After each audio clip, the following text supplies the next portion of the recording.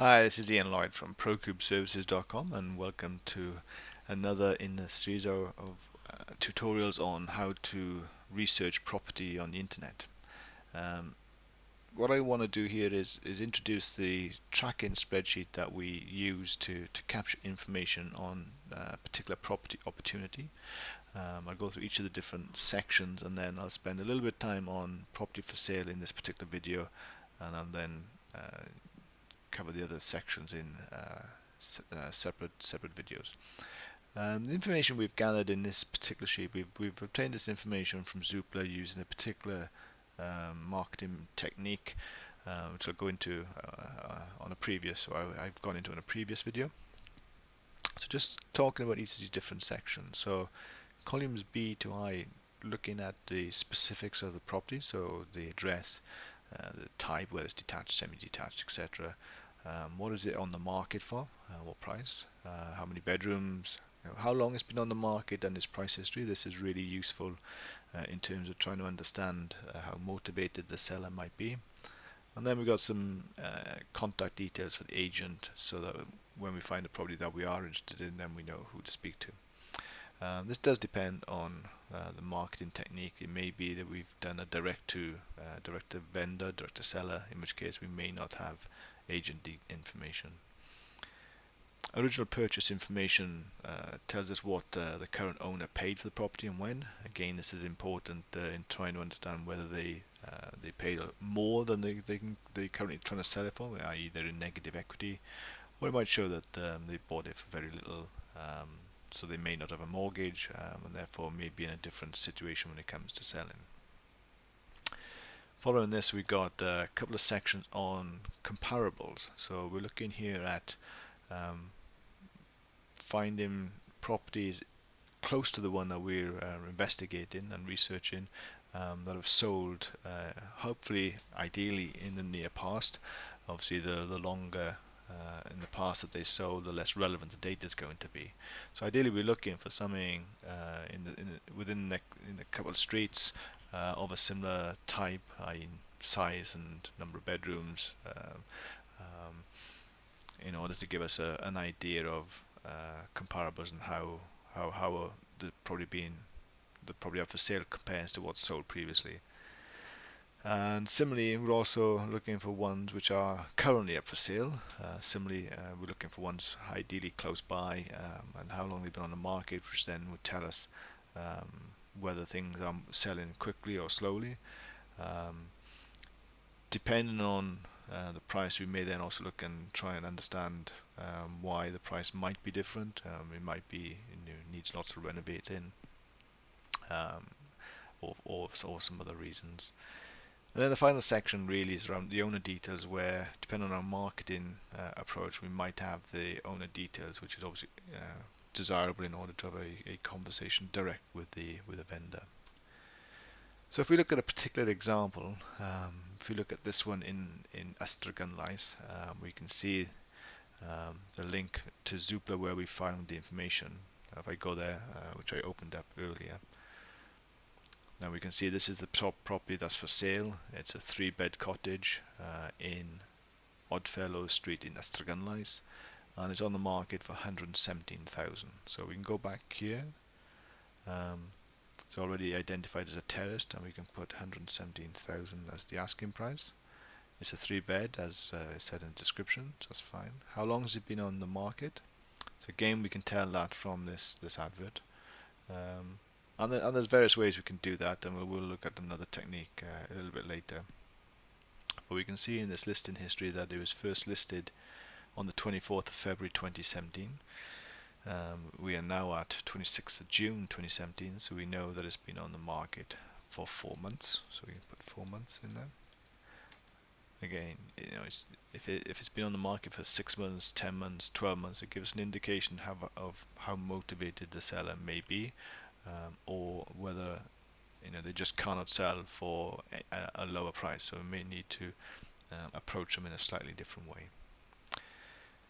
This also tells us the price history, so changes in the asking price over time. So we can see here that on the 9th of March 2017 it was reduced by 1.7% to 117,000. So I want to record that here, 9th of March.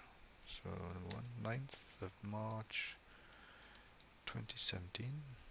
2017. It was 100. So it came down to 117,000.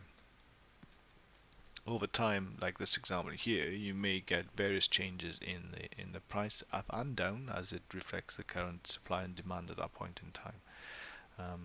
But this tells us, quite a bit about the property now.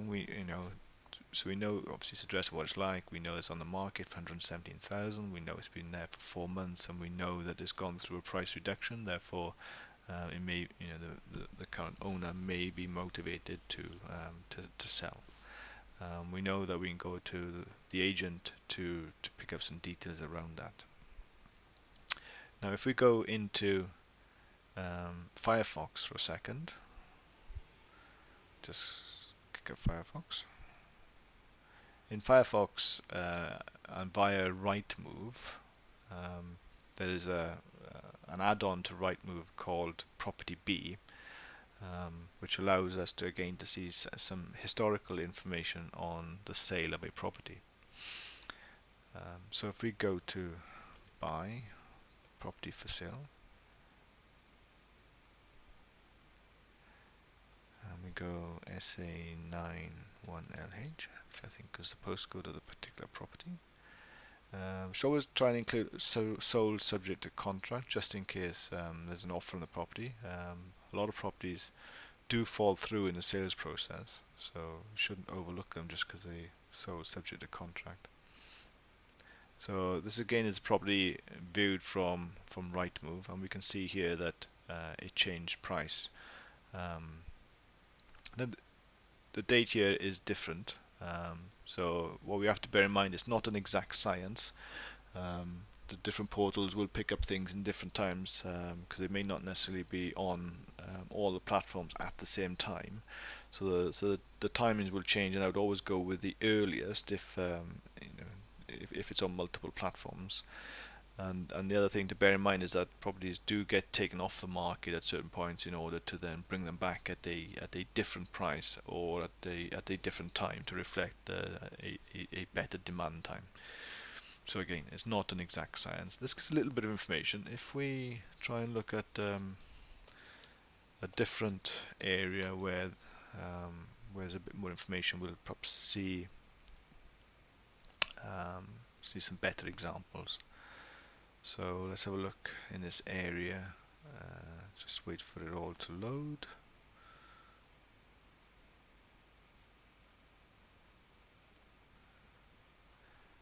Okay, so here we go. So here's an example with more information.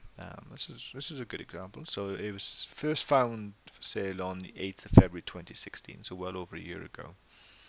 25th of April in that year, 2016, the price was reduced from 109,950 to 102,950. So obviously we weren't getting much interest, and it's not a good time of year. Now then they, in June of that year, they reduced it even further to 99,950, and then in October 2016, they actually increased the price up to 110,000, which is interesting. It's more than it was originally on sale for.